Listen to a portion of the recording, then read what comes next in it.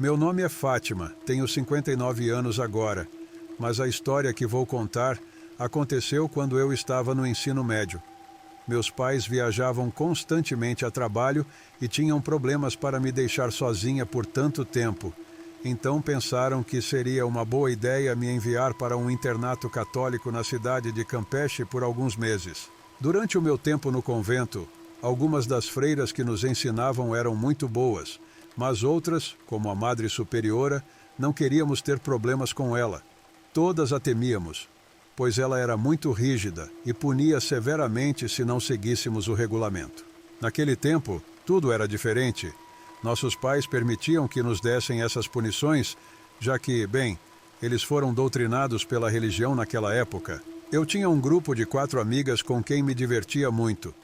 Uma delas, Rocio, era a mais animada de todas. Às vezes ela nos convencia a sair à noite do dormitório e ir para o pátio dos fundos do convento, onde havia um prédio de dormitórios abandonado. Ninguém nunca ia para lá. O lugar era escuro e afastado dos quartos onde dormiam as integrantes do convento.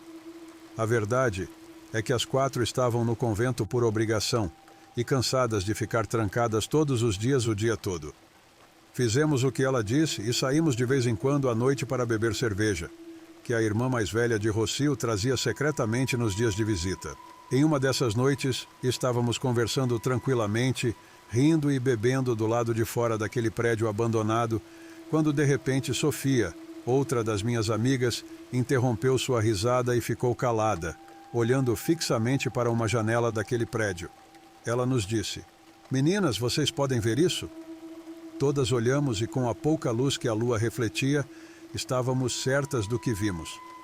Havia uma freira nos olhando com olhos exaltados, mas o que vi imediatamente foi o sorriso tão grande dela. Parecia que ela fazia um grande esforço para manter essa expressão, como se sua maior emoção fosse nos encontrar, mas mais do que isso, era uma expressão de raiva. Nossa única reação foi correr de volta para o nosso dormitório, deixando as garrafas e qualquer vestígio de nossa escapada naquele lugar. Estávamos muito assustadas, porque sabíamos que seríamos punidas e nossos pais seriam chamados e poderíamos até ser expulsas. Estávamos tentando encontrar uma desculpa para o dia seguinte, mas não sabíamos qual era a mulher que não tínhamos visto, já que o rosto que vimos não se parecia com o de nenhuma freira do convento. No dia seguinte, estávamos prontas para o castigo e os sermões, mas ninguém nos chamou, ninguém nos repreendeu. Tudo estava como se nada tivesse acontecido. Estávamos surpresas, pois sabíamos da gravidade da situação, uma por estar fora em horas proibidas e 2, e a mais grave, por estar ingerindo álcool. Assim passaram os dias, e minha amiga Rocio nos convenceu a sair novamente à noite, desta vez sem álcool, apenas para nos divertirmos um pouco, já que fazia muito tempo desde aquela vez, e estávamos confiantes de que a freira que nos havia visto havia deixado passar e não nos acusaria. Parece bobo, mas seguimos o conselho de Rocio e fomos novamente para aquele prédio. Mas por algum motivo, naquela noite, o ar estava mais frio, o ambiente era pesado. Eu não parava de arrepiar e sentia uma sensação de angústia. Todas concordamos que havia uma vibração estranha naquele lugar. Estávamos comentando sobre isso quando ouvimos um barulho vindo do prédio abandonado, como se alguém tivesse batido uma porta. Eu estava morrendo de medo, mas Rocio tentou nos acalmar dizendo que era um animal, já que havia janelas quebradas por onde poderiam entrar facilmente. Mas para Érica, outra das minhas amigas, isso não foi suficiente. Ela nos disse para irmos ver, que poderia ser divertido. Eu disse que elas estavam loucas se achavam que íamos entrar ali, mal dava para ver onde pisar. Mas no final elas me convenceram, além do mais, não queria ficar sozinha do lado de fora, isso me dava ainda mais medo. Entramos por uma porta que estava próxima de onde estávamos sentadas. Eu ia por último, segurando a mão de Rocio. Abrimos a porta lentamente, mal dava para ver com a pouca luz natural que entrava pelo pátio. Estava tudo cheio de terra, insetos mortos, móveis velhos, lixo e um cheiro podre. Subimos as escadas que rangiam horrivelmente, pois o barulho havia vindo do segundo andar. Entramos em um quarto onde havia camas velhas. Tudo estava muito sujo. Parecia ter sido um dormitório de uma freira, pois havia muitos crucifixos na parede e terços velhos em cima dos móveis. No entanto, pude notar que na parede havia algo escrito em outro idioma com símbolos que desconhecia. As cruzes tinham uma figura um pouco diferente do que conhecemos. Era o quarto onde tínhamos visto a freira nos observando pela janela. Eu estava cada vez mais nervosa, só queria que terminassem com essa aventura e fôssemos embora dali. Saímos daquele dormitório e fomos para o corredor principal, onde havia mais quartos. Rocio e Sofia se separaram para descer ao térreo e explorá-lo. Eu fiquei com Érica, que não queria descer porque queria ver o que havia nas outras portas. Quando saímos do quarto, ouvimos passos que vinham do último dormitório. Érica e eu pensamos que eram nossas amigas que tinham subido novamente. Então, olhamos para o corredor, mas no fundo, onde a escuridão era quase total, havia uma freira nos olhando fixamente. Mal pude ver sua silhueta, mas reconheci o mesmo sorriso que vimos naquela noite, cheio de raiva e com um olhar perturbador. Seu rosto não inspirava apenas terror, nos deixava imóveis, simplesmente encarando a freira sem saber quem era e como poderia emanar tanta energia negativa. Ela continuava nos olhando fixamente, sem se mover, sem parar de sorrir. Era a expressão mais aterrorizante que já vi em toda a minha vida. Não sei de onde tirei coragem, mas consegui reagir e segurei o braço de Érica para escaparmos dali. Corremos descendo as escadas, gritando para nossas outras duas amigas que estavam embaixo. Elas não sabiam o que estava acontecendo, mas puderam ver o terror em nossos rostos e souberam que algo estava muito errado. Saímos dali os quatro e corremos direto para nosso dormitório. No caminho, nos deparamos com uma freira muito querida que nos perguntou com surpresa o que estávamos fazendo fora daquele horário. Antes que ela mencionasse uma punição, acho que percebeu o medo em nossos rostos. Érica, sem hesitar um segundo, interrompeu e contou tudo o que aconteceu e o que vimos naquele prédio. A freira, com uma expressão de espanto e medo, nos perguntou se tínhamos entrado lá. Respondemos que sim e contamos tudo o que havia acontecido. Seu rosto ficou cada vez mais pálido enquanto ouvia.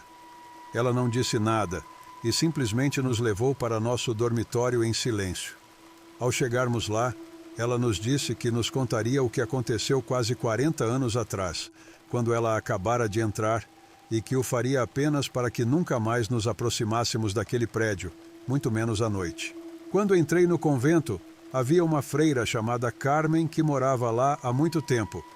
Ela era um pouco solitária. Quando precisava falar com alguém, dizia apenas o necessário. Não se juntava a ninguém. E na hora das refeições, raramente a víamos, estava sempre escrevendo em algum lugar onde ninguém a via.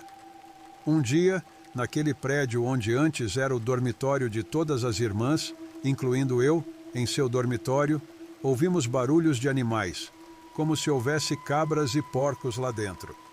Naquela noite, todas suspeitamos do que estava acontecendo. Quando nos aproximamos para bater na porta e perguntar o que estava acontecendo e o que eram aqueles ruídos, houve silêncio. Tentamos abrir a porta, mas estava trancada. De repente, de dentro, ouvimos risadas diabólicas e um idioma que não podíamos compreender, algo que nunca tínhamos ouvido antes. As risadas ficavam mais intensas e era algo arrepiante. Todas pegamos nossos rosários e começamos a rezar enquanto a Madre Superiora encontrava a chave daquele quarto. As risadas ficavam cada vez mais intensas e zombeteiras. Quando finalmente conseguiram abrir a porta, Irmã Carmen estava pendurada em seu armário. Já não podíamos fazer mais nada por ela. Era tarde demais.